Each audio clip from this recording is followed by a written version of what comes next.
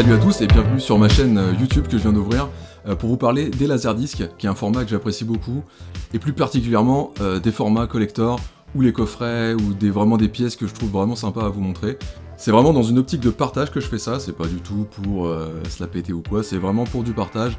Je fais ça pour vous montrer ce qui existe, peut-être déclencher une passion pour certains, et peut-être pour d'autres, l'objet qui leur manquait dans leur collection. Alors, petite piqûre de rappel pour ceux qui connaissent pas le laserdisc ça a été inventé en 1978, enfin c'est sorti en 1978 en tout cas, et c'est le premier support optique, donc c'est à dire que c'était avant le CD encore. Il est censé être le concurrent de la VHS. Pour moi c'est pas vraiment ça, parce que c'est quand même une autre cible qu'on cherche. La VHS c'était vraiment pour tout le monde, c'était très populaire, c'est d'ailleurs pour ça qu'on entend beaucoup plus parler de la VHS que du laserdisc. C'est que la VHS c'était pas cher, c'était une centaine d'euros la cassette environ, et c'était surtout pratique parce qu'on pouvait enregistrer ses programmes à la télé, et ça, le laserdisc il peut pas. Donc c'est vraiment un format pour les passionnés, pour les cinéphiles, pour ceux qui ont envie d'avoir à l'époque en tout cas une vraie belle qualité d'image, et surtout un super son, parce qu'il y avait le 5 points, il y avait le DTS, donc il y avait le chapitrage en plus, donc c'est-à-dire qu'on n'avait pas besoin de rembobiner, d'attendre plusieurs minutes le temps que la cassette se remette à zéro, qu'on avait toujours oublié de rembobiner la fois d'avant d'ailleurs.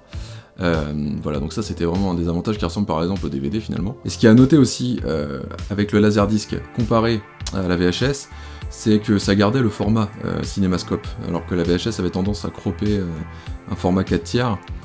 Là au moins on avait vraiment ce côté cinéma, on y était quoi, cinémascope, tout ce qui était les ratios anamorphiques, tout ça c'est gardé et c'est vraiment le film d'origine quoi. Donc les qualités peuvent varier, mais on est souvent pas loin du DVD, alors que c'est quand même une technologie qui date des 78, mais qui a connu vraiment plutôt son essor dans les années 90 quoi.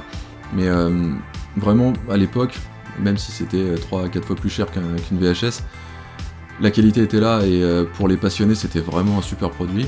Et moi vraiment ce que je préfère dans ce format c'est le packaging en fait, ça permet d'avoir des super coffrets, en plus d'avoir des très belles jaquettes, vous allez voir tout à l'heure. Aujourd'hui on a des Blu-ray bon avec du lourd, bon, il n'y a plus rien, il y a un CD et que dalle, il y a une pub sur le côté et puis c'est tout. C'est vraiment, même si on prend des steelbooks qui sont vraiment sympas, il n'y a pas ce côté, je sais pas, vraiment collection quoi. C'est un peu la même dynamique qu'on peut avoir avec le vinyle aujourd'hui qui revient beaucoup à la mode. Je sais pas si le laserdisc reviendra à la mode, je pense pas, à mon avis les coûts de production doivent être assez élevés. C'est vraiment sympa d'avoir un objet comme ça, d'avoir ça entre les mains, on a vraiment l'impression d'avoir le film quoi. Donc là je vais vous montrer un coffret qui me tient vraiment à cœur, qui est un de mes films préférés, sinon mon film préféré, et même ma trilogie au final, parce que c'est Retour vers le futur. Retour vers le futur en édition japonaise, qui est selon moi le seul coffret valable, même peut-être existant d'ailleurs je crois, de cette trilogie en laserdisc, ce qui est assez fou quand même. Donc ce coffret japonais il est sorti en 1993, donc quasiment 3 ans après la sortie du dernier film si je me trompe pas. La petite jaquette, bon ça c'est tout simple, avec le rappel des films, plus les secrets de tournage, qui sont vraiment très très cool à regarder, vraiment sympa. Il y a un peu tout, il y a comment ils ont tourné les scènes en overboard, comment ils ont fait plein de choses quoi, c'est très très cool. Donc dans ce coffret, que j'ai rangé à l'envers évidemment, on a les 3 films, donc vraiment en full cover, vraiment c'est vraiment ça qui est sympa, c'est à dire que des fois on a les visuels, je vous montrerai tout à l'heure avec le pauvre truc au milieu, c'est vraiment, c'est toujours bien de l'avoir, parce qu'en français ils ont souvent sorti des versions comme ça d'ailleurs. Mais là franchement quand on a tout le visuel en entier c'est vraiment très très cool. Donc là on a le premier, le deuxième bien sûr, et le troisième. Voilà. Et les secrets de tournage, qui est vraiment ce petit plus de cette version japonaise, qui est très très sympa. Ce qu'il faut savoir c'est qu'il est en VO, sous-titré japonais, donc ça veut dire qu'en fait si vous maîtrisez à peu près l'anglais, ou que vous connaissez comme moi par cœur le film de toute façon, c'est ça qui est vraiment très cool, c'est-à-dire qu'il est regardable comme ça, il est pas comme chez nous doublé en japonais quoi. Et ensuite un petit livret en plus, qui est pas le plus beau livret de tous les coffrets qui existent, mais bon, il est quand même très, très sympa et il a le mérite d'être là. Voilà, donc on a des petites photos, des petits textes, donc ce qui est dommage voilà, c'est que tout est en bleu et blanc et noir, enfin bon c'est pas la folie, mais bon c'est quand même super sympa d'avoir des petites photos de tournage comme ça avec Robert Zemeckis, vraiment des petits trucs en plus. Et un petit freak quiz qu'on peut pas répondre parce que c'est en japonais.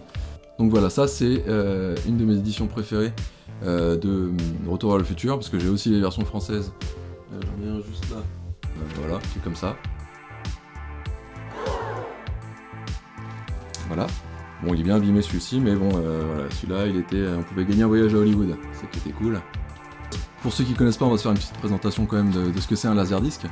Donc un laserdisc, on le sort comme ça de sa pochette en carton dans une pochette en papier. En général, des fois c'est des pochettes en plastique, mais ça c'est plus justement les laserdiscs japonais que je trouve pas forcément très intelligent par rapport à la matière. Après, je sais pas trop. Et après dedans, voilà, on a comme ça un gros CD, support optique, donc qu'on va aller caler dans une grosse platine. Ça, bon après, je vous laisserai voir d'autres vidéos. Je vais pas vous montrer comment ça fonctionne exactement, mais voilà. On met ça dans une platine et après on a une télécommande et on peut gérer les chapitrages et tout ça.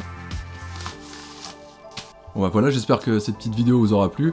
Je vais faire comme ça des petits formats, je vais pas faire des grandes vidéos de 15 minutes qu'on n'a pas forcément envie de regarder. Et je vous présenterai à chaque fois un petit coffret ou éventuellement plusieurs laserdiscs de la même famille ou du même film mais avec des éditions différentes. Juste pour vous faire découvrir. En tout cas, si ça vous plaît, vous n'hésitez pas à lâcher un petit pouce bleu, comme on dit, un petit commentaire pour me dire peut-être quel coffret vous aimeriez voir, si vous en avez vu sur internet, que vous savez pas trop ce qu'il y a dedans, et que vous aimeriez avoir un peu plus de détails que peut-être j'ai.